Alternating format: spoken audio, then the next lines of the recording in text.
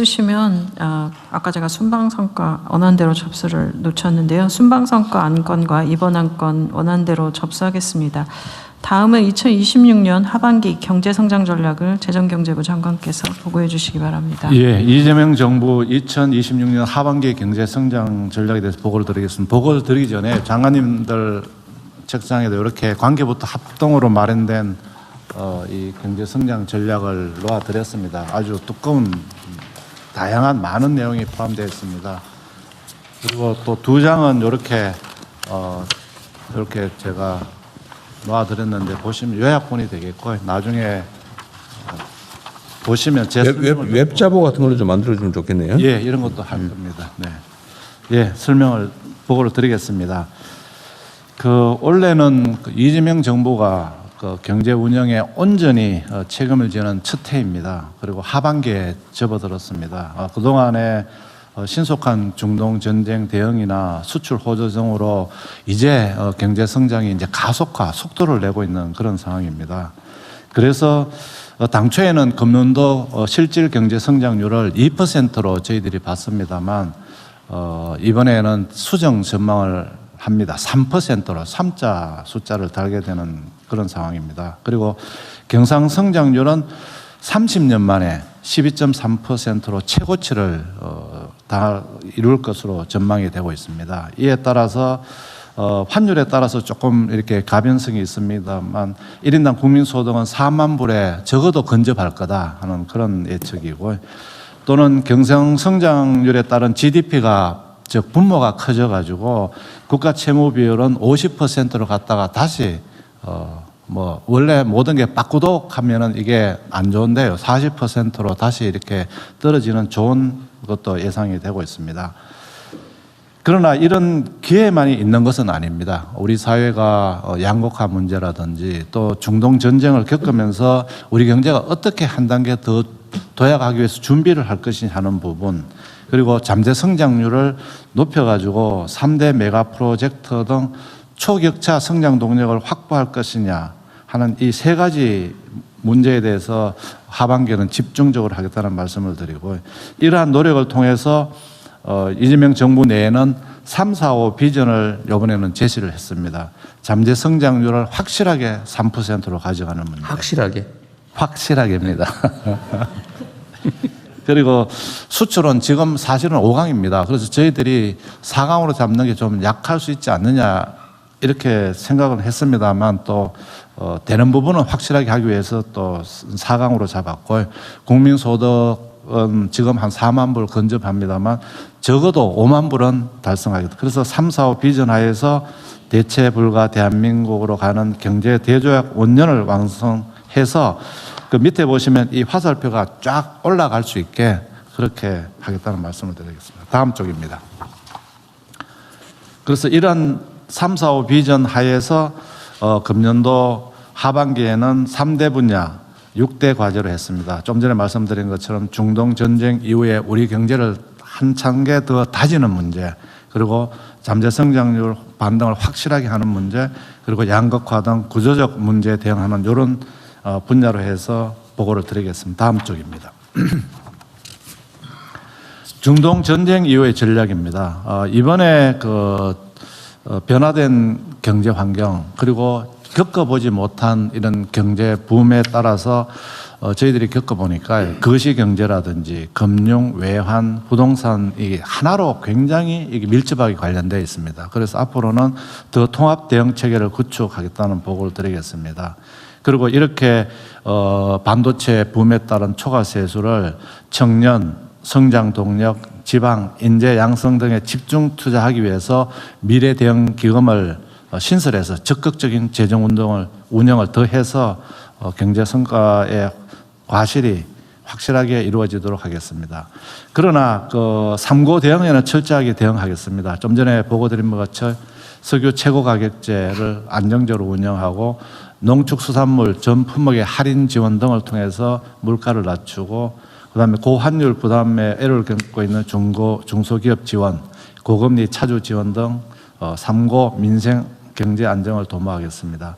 주거 안정도 중요한 목표입니다. 부동산 세제는 좀 전에 보고 드린 대로 국민 토론회를 거쳐서 방향을 정하고 주택 공급 촉진이나 공공임대주택 등 주거 안정에 최선을 다하겠습니다. 공급망에 있어서는 이번에 그 중동 전쟁을 겪으면서 그 공급망의 중저성이 부각되었습니다. 그래서 국내 생산 세액 공제제를 신규로 도입해서 국내 생산을 최대한 촉진하고 비축 확대, 해외 생산, 수입 다변화도 추진하도록 하겠습니다. 에너지 분야도 이번에 많은 교훈을 주었습니다. 3대 메가 프로젝트 이행을 위해서 신재생 에너지 등 확보에 최대한 노력을 하도록 하겠습니다. 화석 연료를 대체하기 위한 한국형 녹색 대전환도 전략을 마련 중에 있습니다. 조만간 발표하도록 하겠습니다. 국가전략기술에 SMR을 넣어서 에너지 대전환에 또 초석이 되도록 하겠습니다. 잠재 성장률 반등입니다. 첫 번째로는 메가 프로젝트의 이행에 총력 지원을 하도록 하겠습니다. 이와 함께 차세대 전력 반도체, 데이터 경제 활성화도 뒷받침하도록 하겠습니다. 그리고 AI 시대 휴머노이드 로봇의 핵심이 되는 센서, 액추에이터, 2차 전지 등 미래 산업 핵심 부품 기술 개발을 지원하고 제약, 바이오, 방산, 블록체인 등 신산업 성장 동력도 육성하도록 하겠습니다. 이렇게 하려면은 금융이나 재정 지원도 필요합니다. 그래서 종합형 국부펀드, 국민 미래성장기금, 국민성장펀드 내 초핵심 경제펀드 등을 통해서 재정 금융을 지원하도록 하겠습니다. 다음 쪽입니다.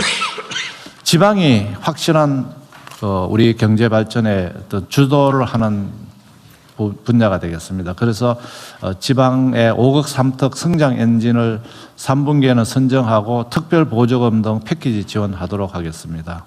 그리고 2차 공공기관 이전 계획도 발표하도록 하겠습니다.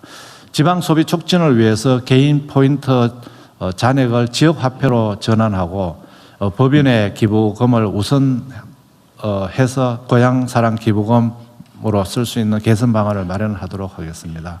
지방이 성장 거점이 되도록 지방 우대 재정 사업은 물론 지방 우대 세제 3종 세트도 지원해서 재정 세제가 동시에 지원해서 지방이 성장 기반이 되도록 하겠습니다. 양극화 등 구조적 문제 대응입니다. K자 양극화 극복을 위해서 청년들에 대해서 정책 우선순위를 두고 대책을 마련하도록 하겠습니다. 중소기업에서 중견기업으로 성장 시 피터팬 증후군 얘기가 되기 때문에 특별세 감면 등 정감 구간을 신설해서 성장하는 중소기업이 손해를 보지 않는 그런 대책을 마련하도록 하겠습니다. 그리고 성장 유형별로 중소기업의 지원 방안도 마련하도록 하겠습니다. 취약계층에 대해서는 근로의욕 제고를 위한 소득요건 완화 등 EITC도 합리화하도록 하겠습니다. 구조개혁도 본격 추진하겠습니다. 주가 누르기 방지를 위한 상장주식 평가 방법 개편을 지금 검토 중에 있습니다. 그리고 여기에 원화 결제 시스템 등 원화의 국제화 로드맵도 차질 없이 추진하도록 하겠습니다.